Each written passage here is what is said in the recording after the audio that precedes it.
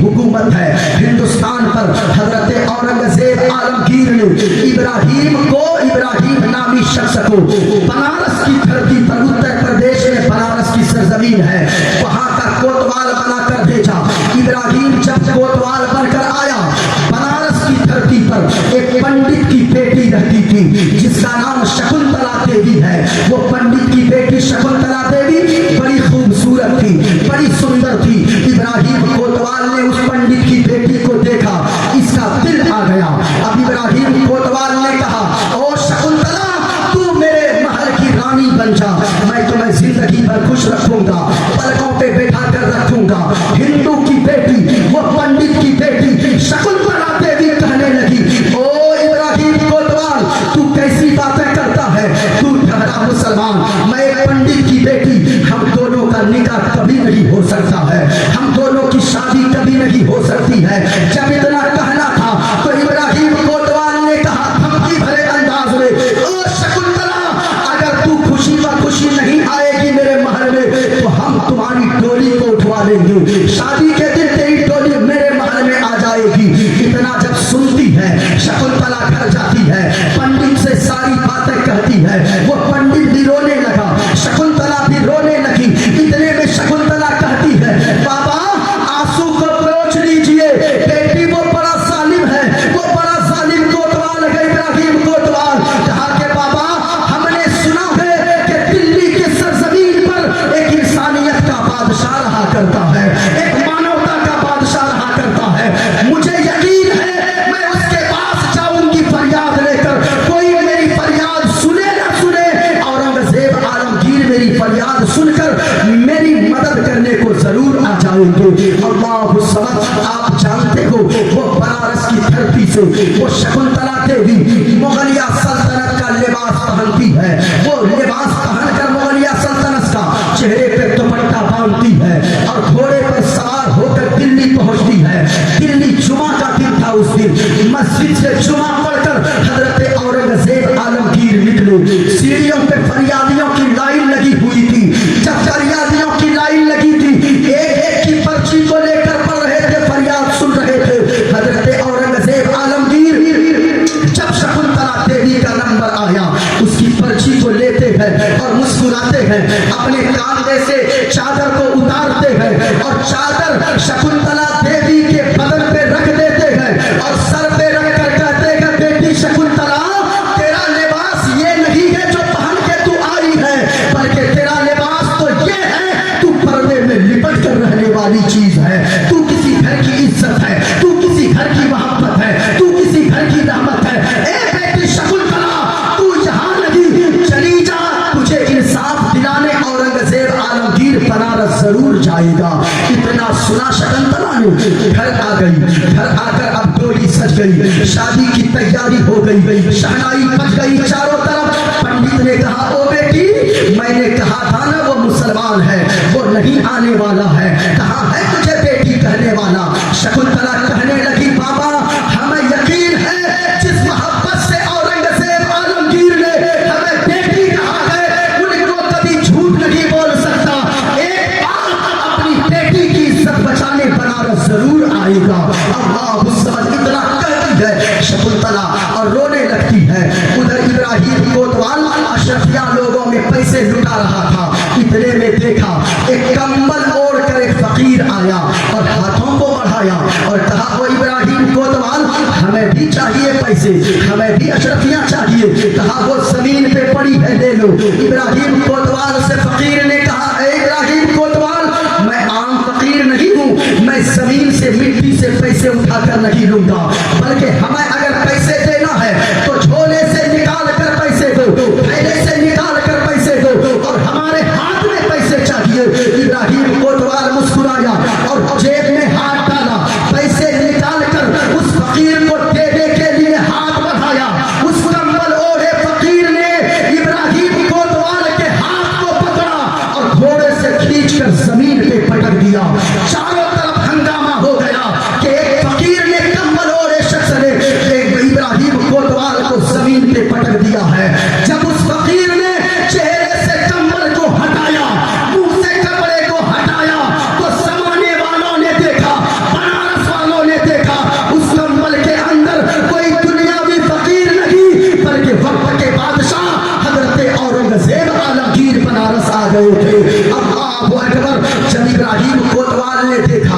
थर थर कांपने लगा इब्राहिम कोतवाल। इब्राहिम कोतवाल माफी मांगने लगा। हजरत औरंगजेब आलमगीर ने फरमाया, सुन, मैं तुझे माफी दे देता, लेकिन याद रख, बेटी सबकी बेटी होती है, सबकी इज्जत बराबर होती है, चाहे वो मुसलमान की बेटी हो, चाहे वो हिंदू की बेटी हो, चाहे वो क्रिश्चियन की बेटी हो, चाहे वो ईसाई की बेटी हो, चाहे वो यहूदी की बेटी हो, चाहे वो किसी धर्म की बेटी हो, बेटी की इज्जत बेटी होती है। हजरत इब्राहिम कोतवाल ने दो पागल हाथी को बुलवाया और इब्राहिम कोतवाल के दोनों पांव में जंजीर बांध दिया। हजरत औरंगजेब आलमगीर ने फरमाया, दोनों पागल हाथी को दोनों तरफ दौड़ा दो। वो दोनों पागल हाथी दौड़ा।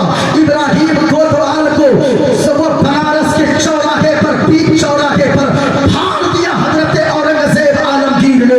और जमाने वालों को और खासतौर से हिंदुस्तान वालों को बताया, ओ हिंदुस्तान वालों, वो कोई और होगा जो साथ और धर्म के नाम पर फैसला करता होगा।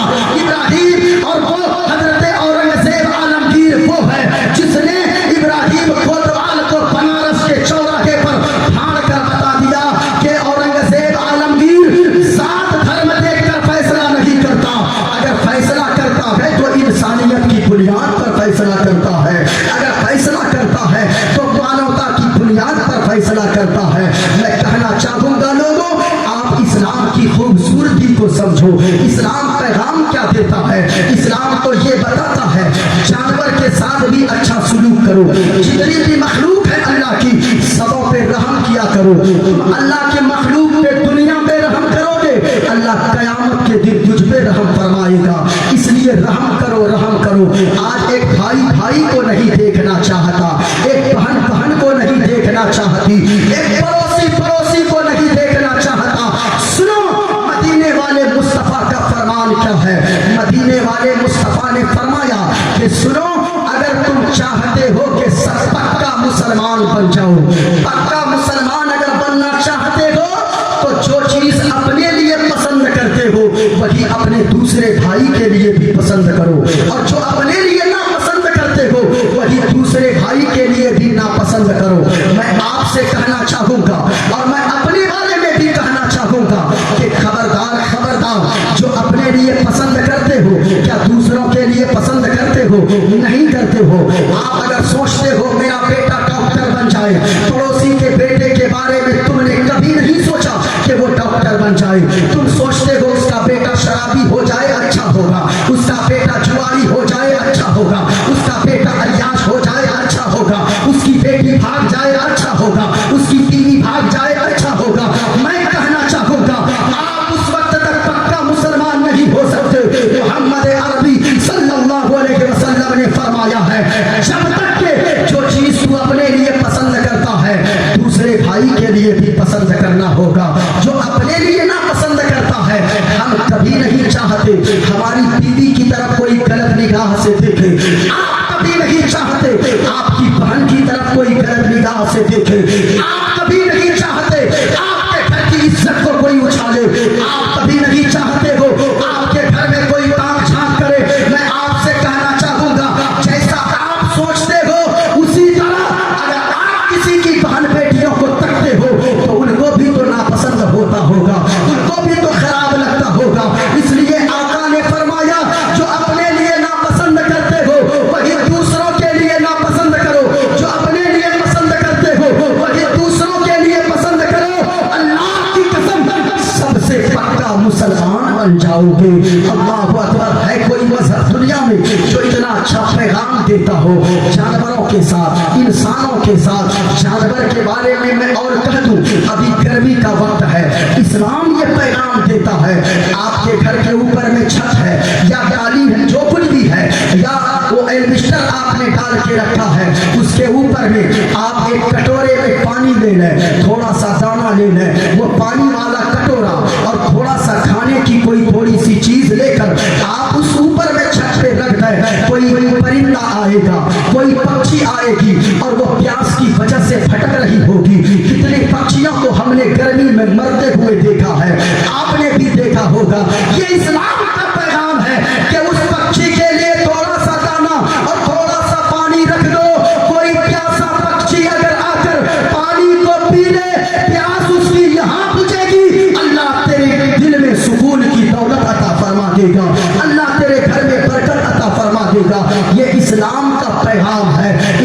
के दामन को कभी मत छोड़ो, इस्लाम से मिलकर रहो, इस्लाम की खूबसूरती को समझोगे, अकीदत भी मजबूत होगी, अकीदा भी मजबूत होगा। सुनो मदीने वाले मुस्तफा ने क्या फरमाया है। आप दोस्ती करते हो, मेरी बात है, यहीं से मैंने बैठ किया था। दोस्ती करते हो, किससे दोस्ती करें? क्या शराबी से दोस्ती करें? आज हमारा बेटा, आपका बेटा किसी बुरे से दोस्ती करके बर्बाद हो जाता है। सुनो मुस्तफा का फरमान, हुजूर फरमाते गए, अच्छे से दोस्ती करोगे अच्छा बन जाओगे, बुरे से दोस्ती करोगे तुम बुरा बन जाओगे। अच्छे लोगों के करीब होकर दोस्ती कीजिए। जरा एक मर्तबा मोहब्बत से बोलो सुभान अल्लाह, तो बता दूं कि किससे दोस्ती करने के लिए हुजूर ने फरमाया है। एक मर्तबा हाथों को उठाकर बोलो या रसूल अल्लाह, और झूम कर बोलो या हबीब अल्लाह। आपको डर लग रहा है, याद रखिएगा, बोलना चाहिए। ये जिंदगी किस लिए मिली है? हम तो कहते गए ये दिल इश्क़ नबी में गर मचल जाए तो अच्छा है। बोलो बोलो, यहां से लेकर वहां तक बोलो, हाथों को उठाकर सुभान अल्लाह, और प्यार से बोलो या रसूल अल्लाह। ये दिल इश्क़ नबी में गर मचल जाए तो अच्छा है, और मोहम्मद मोहम्मद कहते कहते दम निकल जाए तो अच्छा है, मोहम्मद कहते कहते दम निकल जाए तो अच्छा है। बता दूं किनसे दोस्ती करने को हुजूर ने फरमाया है? बता दूं? जरा हाथों को उठाकर बोल दो सुभान अल्लाह। दोस्ती किससे करनी है? दोस्ती किससे करनी है? सुनो, आक़ाए करीम ने फरमाया, आक़ाए करीम की हदीस पाक है, नबी ने फरमाया कि ओ लोगों, एक ऐसा शख्स था जिनके मरने का वक्त करीब आ गया, इंतकाल होने का वक्त करीब आ गया। आप भी दोस्ती करते हो, हम भी दोस्ती करते हैं, मौलाना साहब नकीब साहब भी दोस्ती करते हैं, और शाहिद साहब भी दोस्ती करते हैं, इमाम साहब भी दोस्ती करते हैं, डॉक्टर साहब भी दोस्ती करते हैं, मास्टर साहब भी दोस्ती करते हैं। लेकिन दोस्ती किससे करनी चाहिए? सुनो सुनो लोगों, मदीने वाले मुस्तफा का फरमान सुनो। मदीने वाले मुस्तफा ने फरमाया, ओ सहाबियों, एक बात बताओ, एक प्रश्न का उत्तर दो, एक सवाल का जवाब दो। या रसूल अल्लाह, फरमाए सवाल क्या है, प्रश्न क्या है? आक़ाए करीम ने फरमाया, ओ सहाबियों सुनो सुनो, एक ऐसा शख्स है जिनका इंतकाल होने वाला हो, जो मरने वाला हो, जिसकी मौत बहुत करीब हो, उनके 3 भाई हो। कितने भाई हो? जरा ऊंचा बोलकर बताओ, कितने भाई हो? ये उलमाए किराम है, ये तलबा ज़ादा, अल्लाह सबको सलामत रखे। ये तलबा आप देखे हैं, आप इनको समझते हैं कि मदरसे में पढ़ने वाला, आप समझते हैं कि ये तो गरीब के बच्चे होंगे, लेकिन अल्लाह की कसम ये आपकी समझदारी है, ये मदरसे के बच्चे की इनका मर्तबा ये है, ये जब जमीन पे चलते गए तो अल्लाह के फरिश्ते इनके कदम के नीचे अपने पैरों को बिछा दिया करते हैं। ये उलमा आप जिनको 5000 कमाने वाला समझते हैं, इनकी फजीलत ये है, ये उलमा जब किसी रास्ते से गुजर जाएं, किसी जगह से गुजर जाएं, तो समंदर की मछलियां और सुराखों की चींटियां इन उलमा के लिए बख्शिश की दुआएं करने लगती है। इस वजह से ये उलमा और ऐसे वैसे लोगों का बच्चा हाफिज़े कुरान नहीं होता। याद रखिएगा, जिनकी माँ कनीज़े फातिमा होती है, जिनका बाप गुलामे रसूल होता है, उसी का बेटा हाफिज़े कुरान हुआ करता है, उसी का बेटा आलिमे दीन हुआ करता है। हक़ारत की निगाह से कभी मदरसे के बच्चों को मत देखा करो, बल्कि ये देखा करो, तू अगर 1000 का जूता पहनकर चलता है, ये मदरसे के बच्चे नंगे पांव भी चले तो फरिश्ते के पैरों पर पैर रखकर चला करते हैं, फरिश्ते के पर पे अपना पांव रखकर चला करते हैं। सुनो प्यारे, दोस्ती किससे करना चाहिए? सुनना चाहते हैं? गौर से सुनिएगा। आक़ाए करीम ने फरमाया, दोस्ती किससे करो? दोस्ती किससे करो? आका ने फरमाया, एक शख्स का इंतकाल होने वाला हो, उनकी मौत का वक्त बहुत करीब हो, वो मरने वाला है, उसने 3 भाई हो, उसने अपने सबसे पहले एक भाई को बुलाया और पहले भाई को बुलाकर कहा, गौर से सुनना वरना समझ में नहीं आएगी हदीस, गौर से सुनो। आक़ाए करीम ने फरमाया, के 3 भाई हो, उनमें से पहले को बुलाए और बुलाकर कहने लगे, ओ मेरा भाई, तू तो दुनिया में मुझसे बड़ा प्यार करता है, दुनिया में मुझसे बड़ी मोहब्बत करता है, दुनिया में मुझसे बड़ी उल्फत रखता है। ओ मेरा भाई, ये बताओ, जब मेरा इंतकाल हो जाएगा, डॉक्टरों ने मुझको लाइलाज कर दिया है, मैं मर जाऊंगा, तो ओ मेरा भाई, ये बताओ तू मेरे साथ क्या सुलूक करेगा?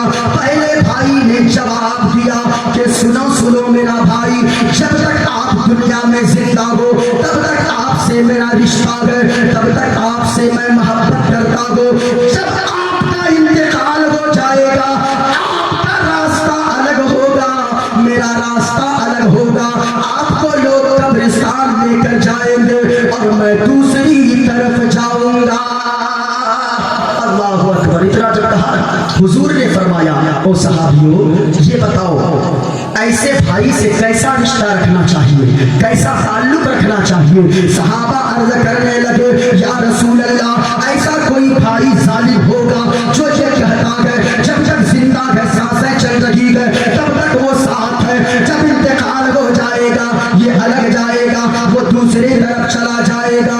आका ने फरमाया, ओ सहाबियों, इससे कैसा ताल्लुक रखना चाहिए? कहा, या रसूल अल्लाह, ऐसा कहने वाला भाई को जीते जी छोड़ देना चाहिए, बल्कि उनसे सारा रिश्ता तोड़ देना चाहिए। आका ने फरमाया, अभी नहीं खत्म हुआ, अभी दूसरे भाई को फिर बुलाया और बुलाकर कहने लगा, तो मेरा भाई, ये बताओ, मेरा तो इंतकाल होने वाला है। पहले भाई ने ये जवाब दिया है, जब तक जिंदा हूँ वो मेरे साथ ताल्लुक रखा है, जब मैं मर जाऊंगा मुझको लोग कब्रिस्तान लेकर जाएंगे और वो अलग तरफ चला जाएगा, दूसरे रास्ते पे चला जाएगा, बताओ तुम मेरे साथ क्या सुलूक करोगे? अब दूसरे भाई ने कहा, ओ मेरा भाई, आपसे मैं दुनिया में मोहब्बत करता हूँ, जब आपका इंतकाल हो जाएगा मैं आपको छोड़ के नहीं भागूंगा, बल्कि जब आपका इंतकाल होगा गुस्ल देते वक्त आपके साथ रहूंगा, कफन पहनाने के वक्त साथ रहूंगा, नमाज़े जनाजा में साथ रहूंगा, और जब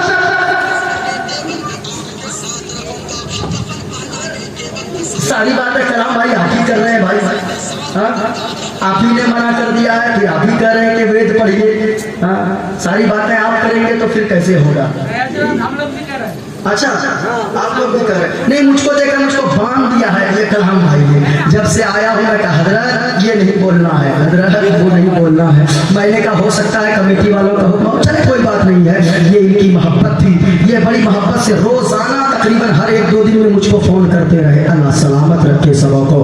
अगर सुनना चाहते हैं, अच्छा ये हदीस को मैं मुकम्मल कर दूं तो उसके बाद मैं सुना देता हूँ। अरे सुनिएगा सुनिएगा, इसमें लिखा हुआ है कमेटी वाले वेद पढ़ने की दरखास्त कर रहे हैं, मैं तो इसी के लिए जाना ही जाता हूँ, पूरे हिंदुस्तान में इसी के लिए पहचाना ही जाता हूँ। अगर सुनना चाहते हो हाथों को लहराकर बोलो या रसूल अल्लाह, और प्यार से बोलो या हबीब अल्लाह। अब जरा बताओ, मरने वाले के कितने भाई थे? क्या बोलो, जोर से बोलो। पहले भाई को बुलाकर पूछा, पहले ने कहा कि जब तक जिंदा है तब तक ताल्लुक है, जब आपका इंतकाल हो जाएगा आप अलग जाइएगा, मैं अलग जाऊंगा। कहा कि सरकार ने इसके साथ कहा कि इससे तोड़ देना चाहिए रिश्ता। कहा कि दूसरे ने कहा, जब आपका इंतकाल हो जाएगा कफन के वक्त, गुस्ल के वक्त, जनाजे के वक्त, मिट्टी देते वक्त भी साथ रहूंगा, जब सब घर आ जाएंगे सबसे आखिर में मैं घर आऊंगा। सहाबा से हुजूर ने फरमाया, सहाबियों ये बताओ इस दूसरे भाई से क्या ताल्लुक रखना चाहिए? कहा सरकार से, या रसूल अल्लाह, कम से कम ये पहले भाई से तो अच्छा है, इससे रिश्ता जोड़ कर रखना चाहिए। आका ने फरमाया, ओ सहाबियों, अभी ही बस नहीं हुआ, सुनो सुनो, बल्कि तीसरा भाई और आखिरी भाई को बुलाया और बुलाकर कहने लगा, ओ मेरा भाई, पहले ने ऐसा जवाब दिया है, दूसरे ने ऐसा जवाब दिया है, ये बताओ तुम मेरे साथ क्या सुलूक करोगे जब मेरा इंतकाल हो जाएगा? कहा कि सुनो सुनो, ओ मेरा भाई, पहले ने जो कहा दूसरे ने जो कहा वो जाने, लेकिन मैं आप आपसे मोहब्बत करता हूँ, आप मुझसे मोहब्बत करते हो। ओ मेरा भाई, जब आपका इंतकाल हो जाएगा, कफन पहनाने के वक्त साथ रहूंगा, जनाजे में साथ रहूंगा, मिट्टी देते वक्त साथ रहूंगा, और जब अंधेरी कब्र में आपको लेटा कर लोग आ जाएंगे, कोई आपकी कब्र के अंदर नहीं जाएगा, आपका ये भाई आपके अंधेरी कब्र के अंदर जाएगा और कब्र में रोशनी का इंतजाम पैदा कर देगा। अल्लाह समझ इतना कहा ना। हुजूर ने फरमाया सहाबियों, ये बताओ तीसरे भाई से कैसा ताल्लुक रखना चाहिए? कहा कि या रसूल अल्लाह, पहले दोनों से रिश्ता तोड़ देना चाहिए, तीसरे से रिश्ता जोड़ लेना चाहिए, तीसरे से दोस्ती कर लेनी चाहिए। अब सुनो जवाब मदीने वाले मुस्तफा ने फरमाया, ओ सहाबियों, मैंने तुझे समझाने की कोशिश किया है। पहला भाई से मुराद मरने वाले शख्स का जो पहला भाई था, जिसने ये कहा था जब तक जिंदा है आपका मैं हूँ, जब आपका इंतकाल होगा आप अलग जाओगे, मैं अलग जाऊंगा। सुनो सहाबियों, पहले भाई से मुराद वो तेरा मकान है, वो तेरी जमीन है, वो तेरी जायदाद है, वो तेरे रुपए पैसे है, वो तेरी दुकान है, वो तेरे पैसे है, वो तेरी जायदाद मालो दौलत है। जब तक तू जिंदा है ये मकान तेरा है, जब तक तू जिंदा है ये दुकान तेरी है, जब तक तू जिंदा है ये जमीन तेरी है, ये जायदाद तेरी है, ये गाड़ी तेरी है, ये बंगला तेरा है। जब तक तू जिंदा है ये सारी चीजें तेरी है, लेकिन जब तेरा इंतकाल हो जाएगा तू कब्रिस्तान खाली हाथ जाएगा और ये तेरा मकान दूसरे का हो जाएगा, ये जमीन दूसरे की हो जाएगी, ये रुपए पैसे दूसरे के हो जाएंगे। और कहा सहाबियों, दूसरे भाई से मुराद ये तेरे रिश्तेदार है, ये दोस्तों अहबाब है। जब तेरा इंतकाल हो जाएगा, जब तक ये जिंदा हो साथ है, जब तेरा इंतकाल होगा हुस्न भी यही देंगे, जनाजा में रहेंगे, मिट्टी देते वक्त रहेंगे, लेकिन जब सब आ जाएंगे वो भी बड़ी तेजी से घर आ जाएगा, कब्र में तुझे अकेले रहना होगा। और तीसरे भाई से मुराद वो तेरी नमाज है, वो तेरे रोजे है, वो तेरा जलसे में बैठकर सुभान अल्लाह कहना है, वो नमाज़ें पढ़ना है, वो गरीबों की मदद करना है, वो तेरी नेकियां करना है। जब तेरा इंतकाल हो जाएगा यही नमाज़ें और यही रोजे और यही नेकियां, कुरान की तिलावत करना, मदरसे के तलबा की मदद करना, अपने इमाम की कदर करना, उलमा की इज्जत करना, सुभान अल्लाह अल्हम्दुलिल्लाह कहना, ये काम आएगी ये चीजें जब तेरा इंतकाल हो जाएगा। हुस्न के वक्त तेरी नेकियां साथ रहेगी, जनाजे में साथ रहेगी, मिट्टी लोग देंगे तब भी साथ रहेगी। और जब सब लोग आ जाएंगे तो कब्र को रोशन करने तेरी नमाज है और तेरी स्यारी नाक नेकियां कब्र के अंदर जाएगी, तेरी कब्र को रोशन रोशन कर देगी। अल्लाहु अकबर कबीरा। इसलिए लोगों दुनिया में आए हो कब्र को रोशन बनाने की कोशिश करो, नेकियां करो, नेकियां। एक नेकी के लिए कयामत में तरसोगे, एक नेकी के लिए मैदान महशर में तरसोगे, कोई किसी को एक नेकी देने वाला ना मिलेगा।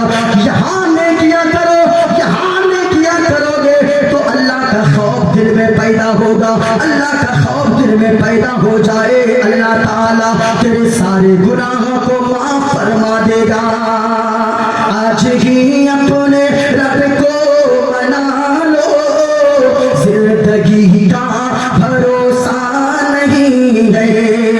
आज ही अपने रब को मना लो, जिंदगी का भरोसा नहीं है। और नारे दोज़ख से खुद को बचा लो, जिंदगी का भरोसा नहीं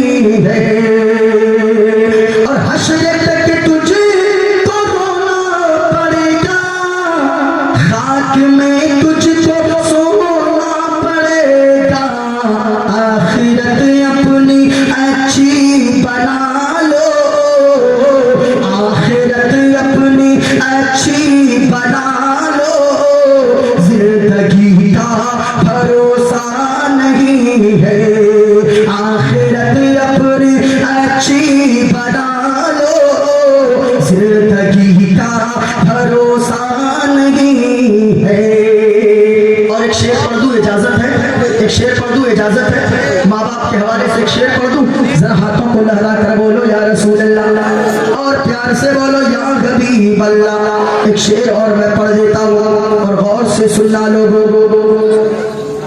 अपने माँ बाप की कर लो खिदमत, उनके सदके में जाओगे जन्नत। जिनके माँ बाप जिंदा है, अल्लाह के वास्ते माँ बाप की कदर करो। माँ बाप अगर बूढ़े भी हो ना तो फिर तुम राजा हो, राजा शहजादा हो। और अगर माँ बाप तेरे दुनिया से चले गए तो याद रखना, लाखों की बिल्डिंग होगी, तुझे काटने वो बिल्डिंग तोड़ेगी। गाड़ी तेरे पास होगी लेकिन जिंदगी में सुकून नहीं होगा। माँ बाप की कदर करो।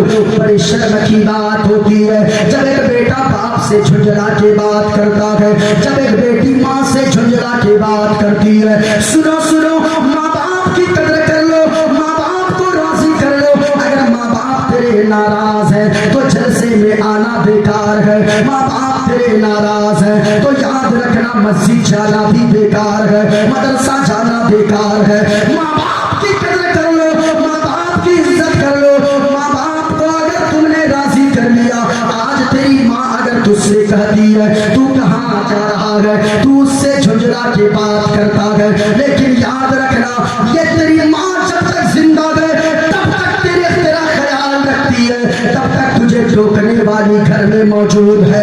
और अगर जिस दिन तेरी माँ दुनिया से चली गई, जिस दिन तेरा बाप दुनिया से चला गया, तो याद रखना ये सारी चीजें तुझे काटने को तोड़ेगी।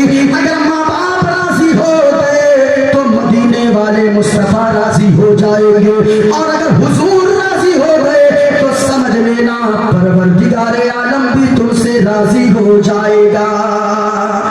अपने माँ बाप की कर लो खिदमत, जाओगे उनके सदके में जन्नत।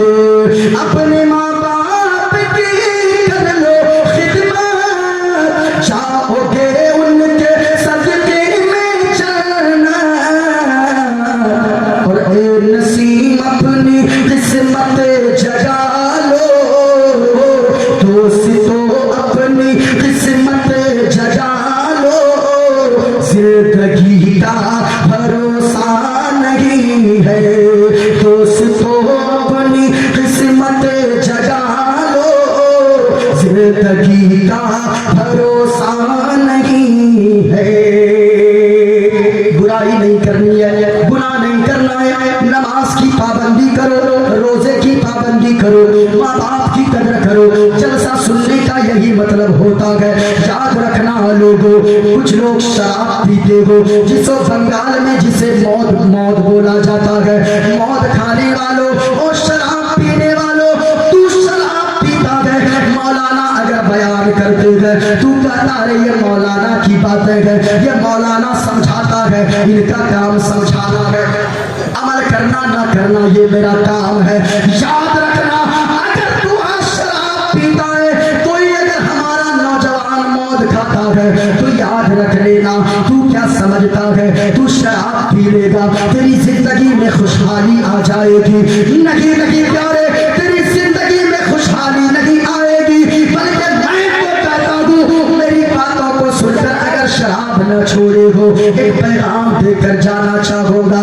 और शराब पीने वालों और जुआ खेलने वालों, तुमने कभी गौर किया है, घर जाकर तकिया पे सर रख कर सोचना और ये सोचना तू शराब पीता है, अगर जवानी में तुझे कुछ हो जाए, तेरा फेफड़ा खराब हो जाए, तेरे गुर्दे खराब हो जाए, तो बता तेरे बच्चों का क्या होगा, तेरी बीवी का क्या होगा। तू तो बूढ़े माँ बाप का सहारा बनने वाला है। तूने ये शराब पीकर अपना फेफड़ा सड़ा लिया, अपनी जिंदगी को तबाह कर दिया। हमने कितने लोगों को देखा है जो शराब पीते पीते दुनिया से चला गया, उनके बच्चे जब तक वो जिंदा था उनका बच्चा राजा बनकर रहता था, शहजादा बनकर रहता था। लेकिन जैसे कि उसने शराब पीकर अपना फेफड़ा गला लिया, तो याद रखो जब वो मर गया उनके बच्चे ईद के दिन दूसरों के दरवाजे पर खड़े रहते गए, दूसरों के मुंह तकते रहते गए। इसलिए साहिबों शराब मत पिया करो, शराब अगर पियोगे तो मर जाओगे। तेरी बीवी का क्या होगा, तेरे बूढ़े माँ बाप का का क्या होगा।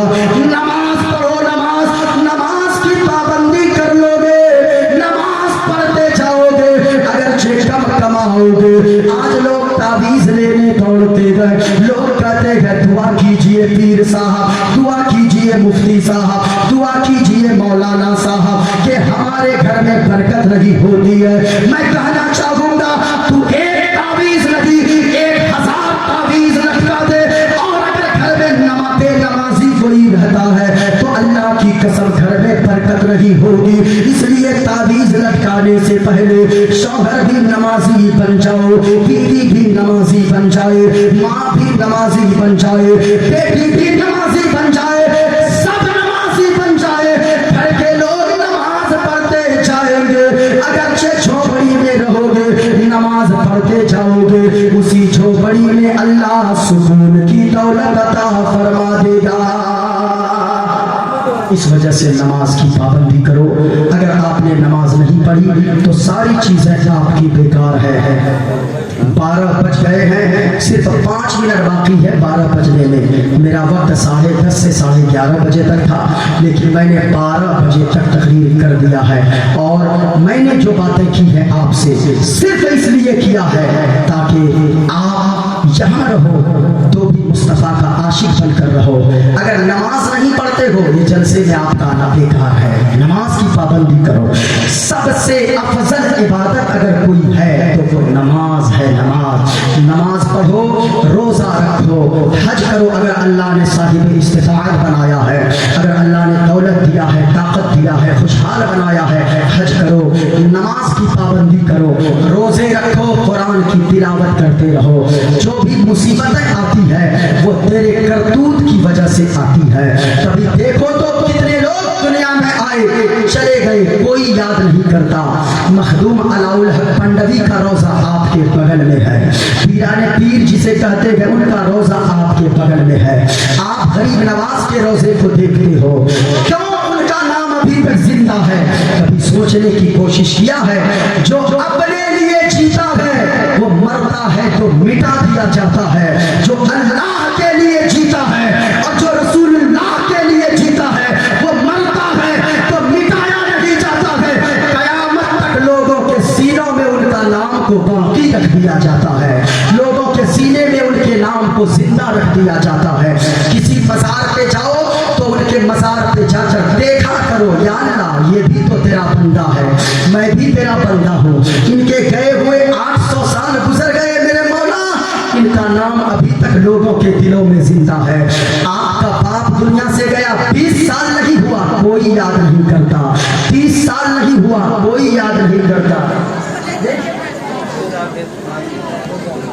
सुनाऊंगा। अब भाई गाड़ी चलाते हैं तो गाड़ी चलाने में कोई रूल होता है ना, कि जहाँ गाड़ी चलते इस करके ब्रेक मारो, फटाक से ब्रेक मारेगा, एक्सीडेंट हो जाएगा। कहीं क्लच लेने का है वही ना लीजिएगा। अच्छा, आपने जब पहले भी कर दिया तो हमने उसी तरह का टॉपिक ही चुन लिया है, तो अब इस टॉपिक से निकलने दीजिए, खाली 2 पीस सुना देंगे। हाँ, हयात बाकी रहेगी तो फिर कभी सुनाएंगे। जरा एक मरतबा मोहब्बत से बोलो सुभान अल्लाह। अगर सुनना चाहते हैं हाथों को उठाकर बोले सुभान अल्लाह। अगर कोई एक बार सुभान अल्लाह बोलता है, अल्लाह कितनी नेकियां देता है? झूम कर बोलो ना भाई, जरा ऊंचा बोले कितनी नेकियां। खुद भी सुने, दूसरों को भी जाकर बताएं। एक बार सुभान अल्लाह कहोगे, अल्लाह तुझे 90 नेकियां अता फरमाएगा। इसलिए ये बड़ा सस्ता सौदा है, वो तो निहायत सस्ता सौदा। बेच रहे हैं जन्नत का, हम मुफलिस क्या मोल चुकाएं, अपना हाथ ही खाली है। जरा मोहब्बत से अगर बोल दो सुभान अल्लाह तो मैं मंत्र सुना देता हूँ। जरा और आशिक बनकर मरेंगे तो भी मुस्तफा का आशिक बनकर, क्योंकि लोगों मुस्तफा का आशिक अगर कैद के अंदर भी रहता है तो फिर याद रखिएगा।